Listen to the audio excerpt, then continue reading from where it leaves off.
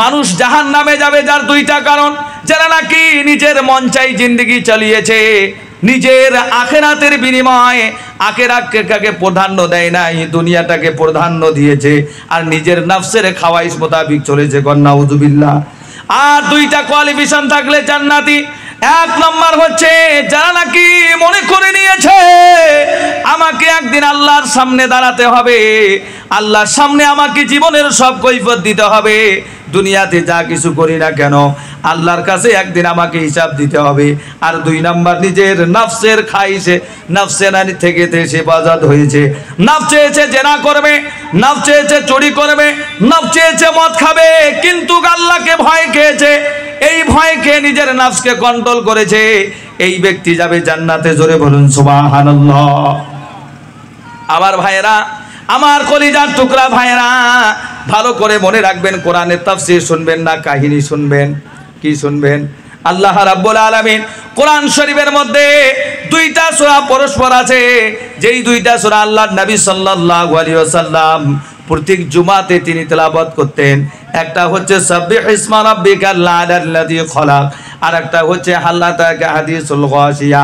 এই সূরা গাশিয়ার তাফসীর যদি শোনেন আপনার মাথা এমন হয়ে যাবে, কবরের চিন্তা এসে যাবে, হাসরের চিন্তা এসে যাবে, জাহান্নাম থেকে বাঁচার চিন্তা এসে যাবে। সেই সূরাটার তাফসীর করব নাকি ভাই? করব।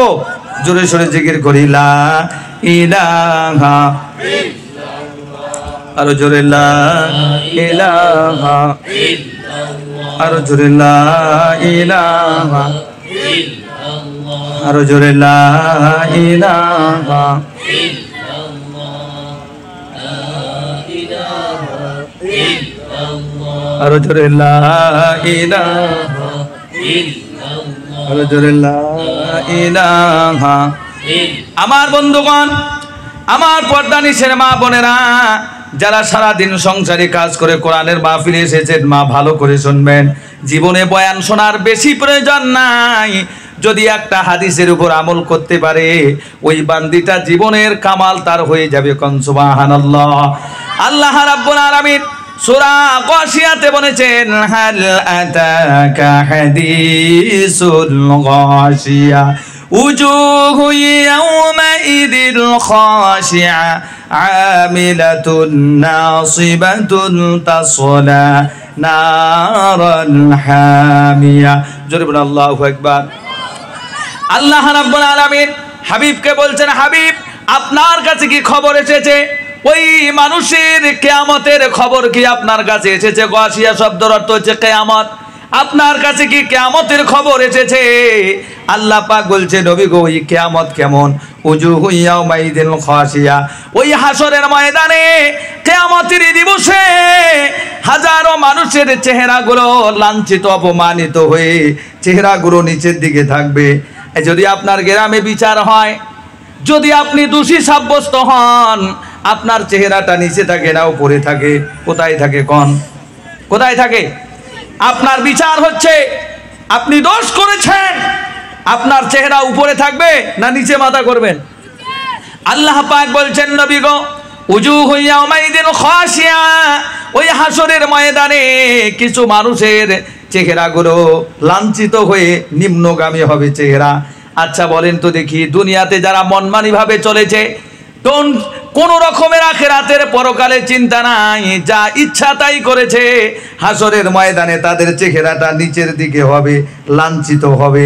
শুধু তাই নয়, আগে আয়াত আসতেছে, আল্লাহ পাক বলেন, উজুহু ইয়াওমাইদিন খাশিয়া আমিলাতুন নাসিবাতুন তাসলা নারান হামিয়া। ওই দিন এমন কতগুলো আমিল আছে যারা দুনিয়াতে আমল করেছে যে জান্নাতে যাবে, কিন্তু তার বিনিময়ে জান্নাত না জাহান্নামে যাওয়া লাগবে। জোরে কর নাউযুবিল্লাহ। এর আয়াতের তাফসীর করতে গেলে জালালাইন শরীফে হাদিসের মধ্যে এসেছে, ওলামায়ে কিরাম বলেছেন, হযরতে আমিরুল মুমিনিন হযরতে ওমর ফারুক তিনি সিরিয়ার দিকে যেতেছেন, পথের মধ্যে একটা গির্জার মধ্যে এক পাদ্রী থাকে। আমিরুল মুমিনিন বললেন সাহাবীদেরকে, এই লোকটাকে ডাকো। লোকটাকে ডাকা হলো। লোকটা যখন সামনে আসলেন, বৃদ্ধ মানুষ, শরীরের মধ্যে চামড়া গোটো হয়ে গিয়েছে, লোকটার শরীরে মাংস নাই, শুধু হাড্ডি কয়েকখান চামড়া দিয়ে ছাউনি করা আছে। আমির আল মুমিনিন জিজ্ঞাসা করলেন, যখন লোকটার দিকে তাকালো, চোখ দিয়ে দরদর করে পানি পড়তেছে, সাথীরা জিজ্ঞাসা করলো, সাহাবীরা, আমির আল মুমিনিন, আমরা দেখে হতবাগা হয়ে গেলাম, আপনি কিসের জন্য চোখ দিয়ে পানি পড়তেছে? খলিফাতুল মুসলিমিন ওমর রাদিয়াল্লাহু তাআলা বললেন, সঙ্গীরা, আমার কোরআনের ওই আয়াত নাজেল, ওই যে কোরআনের আয়াতের দিকে পড়ে গেছে, আল্লাহ পাক বলেছে এমন কতগুলো আবিল আছে যারা জাহান্নামে যাবে। এই যে লোকটা এত কষ্ট মেহনত ক্লেশ করে রাত্রি জাগে জেগে ইবাদত করতেছে, আর জানা নাই যে তার ঠিকানা জাহান্নাম। কি ভাই হয় কিনা?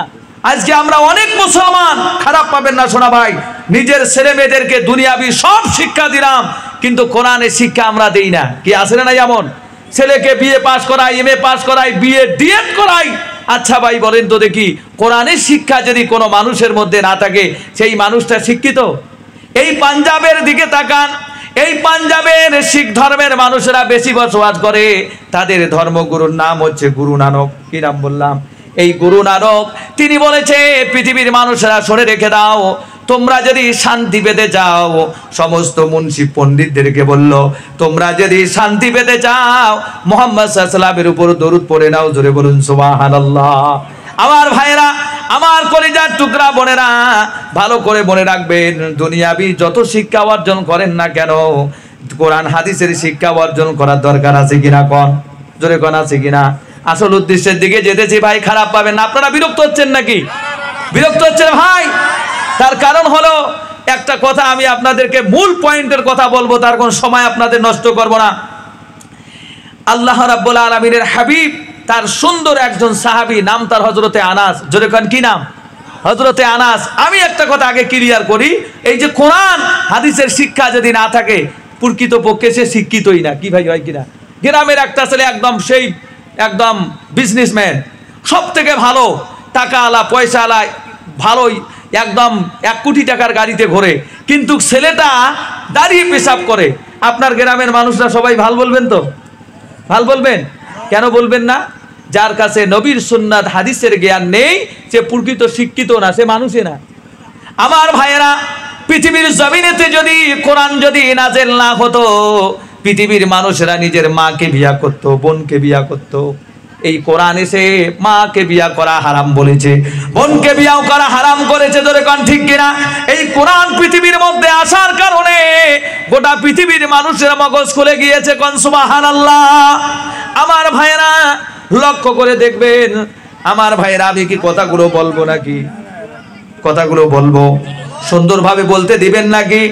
জীবনে অনেক জলসা শুনেছেন, আজকের সভাটাকে সুন্দরভাবে শুনবেন, আমলের নিয়াতে শুনবেন। শুনবেন ভাই, আল্লাহ নবী সাল্লাল্লাহু আলাইহি ওয়াসাল্লামের সাহাবী হযরতে আনাস রাদিয়াল্লাহু তাআলা আনহু, তিনি আল্লাহর নবীকে ওযু ফরমাইতেছেন। আল্লাহর নবী ডাক দিয়ে বলল, বাবা আনাস, তুমি কোথায়? আনাস বলল, লাব্বাইক ওয়া সাদাক ইয়া রাসূলুল্লাহ, হে আল্লাহর রাসূল, আমি হাজির আছি। নবীজি বললেন, বাবা আমি তোমাকে 3টা নসিহত করব। জোরে কোন নসিহত কয়টা? 1 নম্বর নসিহত হচ্ছে, আনাস, তুমি যখন ওযু করবে, ওযুর জায়গাগুলো ভালো করে ধৌত করবে। সুবহানাল্লাহ কোন? ওযুর জায়গাগুলো ভালো করে ধৌত করবে। তুমি যদি ওযুর জায়গাগুলো ভালো করে ধৌত করো, ইয়াজিদ ফি উমরিকা, আল্লাহ তোমার রব্বুল আলামিন তোমার হায়াতের মধ্যে বরকত দান করবে। কোন সুবহানাল্লাহ। যারা ওযুর সময় ওযু ভালো করে করে, আল্লাহ পাক তার হায়াতের মধ্যে বরকত দেয়। সুবহানাল্লাহ কোন? এই যে ঠান্ডার দিন আছে, অনেক মানুষের উযু দেখলে আপনার মাথা খারাপ হয়ে যাবে। উযু করা সাইজ দেখবেন, উযু করে কেন জানেন? মানে ওযু তো আল্লাহ পাক বলেছে ওযুর কয়টা ফরজ? কোন দেখি? 4টা ফরজ। আর গোসলের ফরজ কয়টা? কোন? 70টা। কি অনেক মানুষ জানে না গোসলের ফরজ কয়টা? ভালো করে জানবেন। দেখেন, কোরআন পড়বেন, ওযু ছাড়া করতে পারবেন? কোরআন বলছে, আচ্ছা তোমাকে কে কে টাচ করবে? কোরআন বলে যে লা ইয়ামাসসু ইল্লাল মুতাতাহহিরুন, আমাকে ওযু না করে আমাকে টাচ করতে পারবে না। তার বলে ওযু কেন করি করব? কোরআনে কইতেছে, ইয়া আইয়ুহাল্লাযিনা আমানু ইযা কুনতুম ইলাস সালাত ফাগসিলু ওযুহাকুম ওয়া আইদাকুম ইলাল মারাফিক। আমাকে টাচ করতে গেলে তোমাকে আগে ওযু করতে হবে, আপনি ওযু করতে হবে। ওযু কেমন করে করবে? বলছে আগে মুখ ধুতে হবে, হাত ধুতে হবে, মাসা করতে হবে, ইলাল কাবাইন, টাকনা পর্যন্ত ধুতে হবে। কথা বুঝতেছেন? পাক হয়ে গেলে তারপরে আমাকে পড়বে, আমাকে খুলবে, আমাকে পড়বে। কোন সুবহানাল্লাহ। আমার ভাইরা, আল্লাহ নবী বলে আনাস তুমি ভালো করে ওযু করবে, তুমি যদি ভালো করে ওযু করো আল্লাহ তোমার হায়াতের মধ্যে বরকত দিবে, কোন সুবহানাল্লাহ। 2 নম্বর নসিহত, আনাস তুমি মানুষকে বেশি বেশি করে সালাম দিবে। তুমি যদি বেশি বেশি করে মানুষকে সালাম দাও আল্লাহ পাক তোমার নেকির পাল্লা তামলাউল মিজান, আল্লাহ তোমার নেকির পাল্লা ভারী করে দিবে, কোন সুবহানাল্লাহ।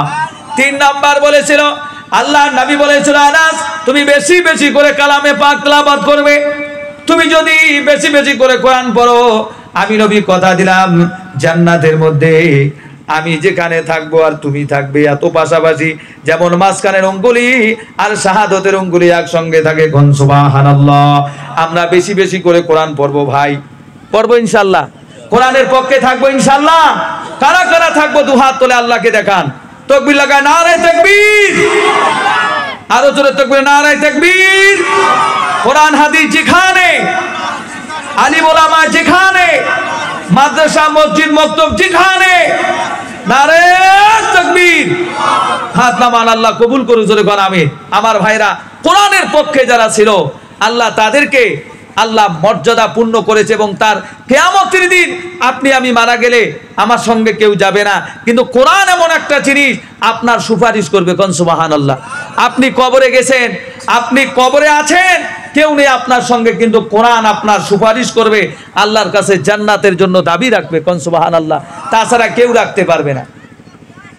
আমার শোনা চান ভাইয়ের আমার, লক্ষ্য করে দেখেন রাত গভীর হয়ে গিয়েছে, এই একটা জায়গা আছে যার নাম হচ্ছে মালদ্বীপ। কি নাম বললাম ভাই?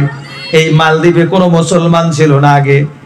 একটা কথা ভালো করে মনে রাখবেন, এই মালদ্বীপের মধ্যে সৌদি আরব থেকে কিছু মানুষ জাহাজে করে তিজারাতের উদ্দেশ্য করে মালদ্বীপের দিকে রওনা হচ্ছে।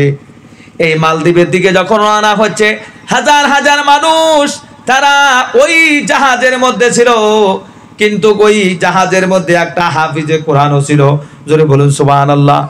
এই হাফিজে কোরআন ছিল পথের মধ্যে। লম্বা কথা খুব সংক্ষেপে বলতেছি ভাই, অন্যদিকে বলা লাগবে, আপনাদেরকে বিরক্ত করব না।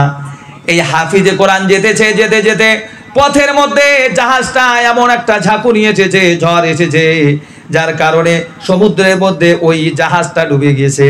সবকিছু শেষ, মাঝি মাল্লা শেষ, সমুদ্রের যত আসবাবপাতি ছিল, মাল ছিল, সম্পদ ছিল, সব ধ্বংস হয়ে গেছে। কিন্তু একটা হাফিজে কোরআন 8 বছরের, সে মারা যায় নাই, কোন সুবহানাল্লাহ। হাফিজে কোরআন সে মারা যায় নাই। এমন একটা নদীতে তক্তার মধ্যে ভেসে ভেসে যাচ্ছে, মৎস্যজীবীরা মাছ মারার জন্য এসেছে সমুদ্রে, কিন্তু দেখা যায় কিচ্ছু দেখা যায় না। একটা সুন্দর একটা ছেলে দেখা যাচ্ছে, জোরে বলুন সুবহানাল্লাহ। এই এত সুন্দর দেখা যাচ্ছে, আর তাকে কিনে নেওয়ার জন্যে ওই মানুষগুলো, মাঝিগুলো তার বগলে দেখে। কি দেখা যায়? একটা 8 বছরের বাচ্চা, এত সুন্দর দেখতে। আপনারা বলেন তো দেখি, বাচ্চাটার বাড়ি কোথায় ছিল? সৌদি আরবে। কোথায় বাড়ি? সৌদি আরবের মানুষেরা, নবীর দেশের মানুষেরা সুন্দর হয় না বয়া হয়? জোরে কন। এত সুন্দর হাফিজে কোরআন ওই মাঝিরা নিয়ে যায় তাকে বাজারের মধ্যে বিক্রি করলেন। লম্বা কথা, যেটা 1 ঘন্টায় বলা লাগে সেটা 5 মিনিটে বলতেছি। আমার ভাইরা এই হাফিজে কোরআনকে বিক্রি করতেছে বাজারে, কিন্তু তাদের ধারণা জীবনে অনেক মাছ মারিছি, অনেক ব্যবসা করেছি, যত টাকা রোজগার হয় নাই, আজকে যদি বাচ্চাটাকে বাজারে বিক্রি করি আমার জীবনে আর কাম করাই লাগবে না। কোন কথা ঠিক না বেঠিক? যেমন ইব্রাহিম খলিলুল্লাহ, আল্লাহর পয়গম্বর, সিরিয়া থেকে, বাগদাদ থেকে সিরিয়ার দিকে রওনা হলো বাইতুল মুকাদ্দাসের দিকে। পথের মধ্যে কিছু দূর যা দেখে যে ভাই এখানে কি হচ্ছে, কয় রাজার বেটির বিয়া। জোরে কোন কার বেটি? রাজার মেয়ের বিয়া। কিন্তু রাজার মেয়ে বিয়া কাউকে করে না, যত ছেলে দেখে সবকে নট এলাও। কিন্তু রাজার মেয়ে একটা স্বপ্নে দেখেছে, তিনি ইব্রাহিম খলিলুল্লাহকে স্বপ্নে দেখেছে, ওই যুবকের চেহারা তার জেহেনে ধরেছে। কোন সুবহানাল্লাহ। আল্লাহর পয়গম্বর রাস্তা দিয়েছেন, কয় এখানে কি? দেখে অনেকগুলো বর যাইতেছে, বলে বিয়া কয়জন কার? কয় 1 জন কার। বর এতগুলো কেন? কয় এতগুলো যাওয়ার কারণ হচ্ছে রাজার মেয়ে যাকে পছন্দ করবে সেই হবে জামাই। ইব্রাহিম খলিলুল্লাহ করে মারাত্মক কথা, এটাই তো বড় চাষ। চেহারা পাতি কি আমার তো খারাপ নাই, সবার থেকে হয়তো আল্লাহ চাইতো আমার চেহারা ভালো হতে পারে, যদি একবার ফাঁদি যায়। মানসি লটারি কাটে, লটারি এমন চিন্তায় কাটে মনে হয় 1 লাখ টাকা ফাঁদিল বোধহয়। কি হয় না নয়, এমন আশায় আগতে কয় ভাই কালকে লটারি যদি টাকা পান তোর ঋণ শোধ করে দিব। পরের দিন যা দেখে আবার ওই একে কেস কাটতে কাটতে কিয়ামত পর্যন্ত কবরে যায়, তাও লটারি কাটা ঠিক শেষ হয় না। এমন মুসলমান আছে না নাই আপনার এদিকে? আছে লটারি কাটে? লটারি কাটবেন না, লটারি কাটা একদম হারাম। লটারি কাটা কি হারাম, কাটবেন না সোনা ভাই আমার, কাটেন না, জিন্দিগি নষ্ট হয়ে যাবে। ইব্রাহিম খলিলুল্লাহ মানুষদেরকে বলল ভাই আমিও যাব। মানুষ কয় তো ছাই যেমন কেন তার জামা নাই ভাল। এই বর্তমানকার মানুষ আলিম ওলামা পছন্দ করে ভাই আমরা শুট কোট সেই রকম, আর ওলামা একরামকে দেখো ওই পাঞ্জাবি এইরকম। আমি একটা কথা কই, ইসলামের ক্ষতি আমরাই করেছি বেশি। যেরকম কে ইউপিতে একটা পুলিশ ইন্সপেক্টর, তাকে সরকার সাসপেন্ড করলো, ভালো করে শুনবেন, যে সে তার দাড়ি এই লম্বা দাড়ি। তা পুলিশ প্রশাসনের অফিস থেকে বলেছে যে তোমাকে দাড়ি কেটে আসতে হবে, না হলে তুমি জয়েন করতে পারবে না, চাকরি করতে পারবে না। বেচারা তো অনেক দিন থেকে দাড়ি, চাকরি যায় এই চিন্তা করে, লম্বা কথা, বেচারা লাস্ট ফিনিশিং দাড়িটা কেটে চলে আসলো। ওটা যোগীর রাজ্যে দেখছেন কি নাই? দেখেন পেপার আর কি দেখবেন, সারাদিন তো বিড়িটা নিয়ে তাল পায় না কিছু মুসলমান, কি হয় না? হ্যাঁ, ম্যাগজিন কি দেখবেন, খালি ঠেলে, সারা রাত ঠেলে। ঠেলে কি মানে মোবাইল ঠেলে, ভালো করে বুঝবেন। মোবাইল সারা রাত ঠেলে, কয় ভাই দেখা হয় নাই, কি দেখিস নাই? কয় 2টা প্রোগ্রাম বাকি আছে। কয় নাউজুবিল্লাহ। আমার ভাই যুবক তরুণেরা একটু মোবাইল কম ঠেলো, তাহলে জিন্দিগিটা নিয়ে একটু ফিকির করো যে দুনিয়াতে আসছি কে। অনেক ছেলে জানে না, সকালবেলা আমরা যখন উঠিয়া ভাত টাত খাই, জোহরের নামাজ পড়ি, তখন তবসনে সকাল হয়। সেদিন এক জায়গায় গেলাম আমি, তো বললাম যে ও ভাই ওকে ডাক দে। কয় হুজুর উয়ের এলাও সকাল হয়নি। কয় কে? কয় রাত যখন শুরু হয় তখন উয়ের দিন। জোরে কন কি? ও রাত কি করে? কয় ট্যাবলেটের ব্যবসা করে। আপনার দিকে ট্যাবলেট আছে? ট্যাবলেট এই যে নেশা, এই ছেলেগুলো খায়, খায়া দেয়, বাপ মাকে গালি দেয়, বউ থাকে না। আমার ওদিকে অনেক এরকম আছে, মানে ছেলেরা এখন ট্যাবলেট খাইতেছে। এই ট্যাবলেট নেশা করার কারণে বউও থাকতেছে না, আর বাড়িও থাকতেছে না, রাস্তাঘাটে তার দিদি। আমি বলি মুসলমানের সন্তান হয়ে যারা ট্যাবলেট খাচ্ছে, ট্যাবলেটের ব্যবসা করছে, তারা নিজের উপর জুলুম করতেছে। জোরে কোন ঠিক কিনা? আপনার এদিকে নেই, কিন্তু আমাদের ওদিকে এরকম আছে, যার জন্য আমি কথাটা বললাম। আলহামদুলিল্লাহ আপনাদের এলাকাগুলো ভালো, আল্লাহ হেফাজত করছে নাকি হুজুর? জায়গাগুলো ভালো আছে না? তো ইনশাআল্লাহ আমরা ভালোই থাকবো, কোন সুবহানাল্লাহ। ইব্রাহিম খলিলুল্লাহ, আচ্ছা যাই হোক, এই ইউপির ঘটনাটা বলতেছি, আপনারা বিরক্ত হচ্ছেন না তো? বিরক্ত হচ্ছেন? আচ্ছা, পিছনকার লোকগুলো কয় না কে, আপনারা কি ঘুম গেছেন নাকি? এক যুবক বয়ান করছে, মৌলানা সাহেব করছে মা বাবার পায়ের তলে জান্নাত। কথা বুঝছেন? এই চ্যাংরা ছিল শ্বশুর শ্বশুরি ভক্ত। মৌলানা সাহেব বয়ান করলো মা বাবার পায়ের তলে জান্নাত। ও চিন্তা করছে কিরে, আমি তো নতুন বিয়ে করছি, আমার শ্বশুর শ্বশুরির কাছে কি আছে? মৌলানা নামাজ সবাই করছে, মৌলানা সাহেব দাঁড়ান। কয় কি? কয় আপনাকে আমি ছাড়ছি না। কে? প্রশ্নের উত্তর দেওয়া খাবে। বারবার বয়ান করলেন আল জান্নাতু তাহতা আকদামিল উম্মাহাত, মা বাবার পায়ের তলে জান্নাত, কিন্তু হুজুর শ্বশুর শ্বশুরির কাছে কি আছে? মৌলানা সাহেব ছিল টেকনিক্যাল আলো, কয় শ্বশুর শ্বশুরির কাছে আছে পায়ের তলে থেপাসি গাড়ি। দোকান কি গাড়ি আছে? হ্যাঁ এলে আছে, অ্যাপাসি আছে, তারপরে তোমার কি কয় ফ্রিজ আছে, কুলার আছে, এলে আছে। জোরগান এগুলো ছাড়া অন্য কিছু আছে? জোরগান আছে। আর তোর বাপ মার পায়ের তলে কি আছে? কথা কয় না। বাপ মাকে সম্মান করতে হবে, শ্বশুর শ্বশুরকে সম্মান করতে হবে। তাই বলি শ্বশুরের সামনে বেশি শ্বশুরকে আব্বা কোয়া যাবার নাই, বাপের সামনে। এটা জানবি নাকি রে? অনেক যুবক আছে, বাপ বসে আছে, বাপের সামনে বারবার শ্বশুরকে আব্বা আব্বা কয়, শালা এটা কাউই নাকি রে? আর বাপকে একবারও দেখায় না, বদমাইশ। আছে না নাই এমন? আপনার এলাকা নাই? আপনার এই তামারহাট, হাতিদুরে, কামানডাঙ্গার কোটি যুবকেরা খুব আল্লাহওয়ালা, কোন সুবহানাল্লাহ না? আমার ওদিকে আছে। আমার ভাইরা চিন্তা করেন, এই যখন গেছে বেচারা চিন্তায় পড়ছে, ভাই আমার রুজি রুটির সওয়াল, চাকরি থাকবে না, এই চিন্তা করে সে দাড়ি কাটছে। নাউজুবিল্লাহ কোন দাড়ি কেটে এসে ডিউটি জয়েন করেছে। গোটা ভারতবর্ষের মুসলমান কোয়াশুগুলো কিরে ভুগি সেই জালিম রে, কি কয় ইউকি, সেই জালিম মুসলমানের দাড়ি টেকির পায় না, টুপি টেকির পায় না, মসজিদ টেকির পায় না। আচ্ছা, ওই পুলিশের ইন্সপেক্টর আইনের দাবাও পড়ে, সরকারের দাবাও পড়ে দাড়ি কেটেছে, আর আজকে হাজার হাজার মুসলমান যুবকেরা নাউয়ের দোকানে যে এরা দাড়ি কাটতেছে মুসলমান, এদেরকে কে জুলুম করছে? কোন দেখি, কে জুলুম করছে? কথা কয় না রে ভাই। কথা বুঝলেন তো? ইনশাআল্লাহ আল্লাহর জন্য জিন্দেগিটা ওয়াকফ করে দাও, আল্লাহর জন্য হয়ে যাও, আল্লাহর জন্য জীবনটাকে কোরবান করে দাও। দেখো দুনিয়াতে মানুষ কি করতেছে, আজ ইসলামের দিকে মানুষেরা দলে দলে ইসলাম কবুল করতেছে। জোরে কোন সুবহানাল্লাহ। আমার ভাইরা, ইব্রাহিম খলিলুল্লাহ সেই জায়গায় গেলেন, লম্বা কথা, সবাই লারের মধ্যে বসে আছে বাদশার দরবারে। বাদশার বেটি বলতেছে আমাকে সাজিয়ে দাও, আমি ওই ইব্রাহিম নবীর বাসনা পেয়েছি। কোন সুবহানাল্লাহ। লম্বা কথা, সেদিকে বললে ঘন্টার পর ঘন্টা হয়ে যাবে মাদ্রাসার সভা। আমার ভাইরা, ওই হাফিজে কোরআনের কথা বলতেছি, একদিকে গেলে ঘন্টার পর ঘন্টা সারা রাত যাবে, আপনাদেরকে ঠান্ডা দিয়ে বিরক্ত করবো না। এই হাফিজে কোরআনকে একটা মহিলা মানুষ বাজার থেকে কিনে নিয়ে গিয়েছে, তার স্বামী নাই, একটা মাত্র মেয়ে। স্বামী নাই, চিন্তা করলো আমার তো বেটা নাই, এই ছেলেটাকে যদি নিয়ে যাই সে আমাকে মা কয়া ডাক দিবে। সুবহানাল্লাহ কোন। আর আমাকে যদি মা কয়া ডাক দেয় আমার আন্তা ঠান্ডা হয়ে যাবে। এই চিন্তা করে এই বাচ্চাটাকে কিনে নিয়ে বাড়িতে নিয়ে গেছে, কিন্তু মা